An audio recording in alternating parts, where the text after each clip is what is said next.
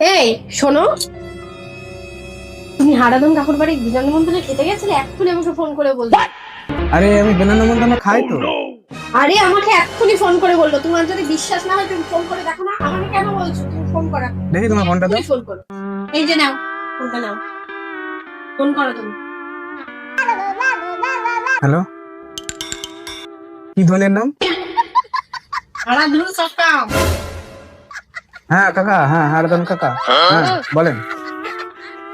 আরে আমি তো মেয়ে পক্ষ ছিলাম। ওনার মেয়েরই বিয়ে। হ্যাঁ আমি প্যান্ডেলের পক্ষ থেকে ছিলাম। কেন?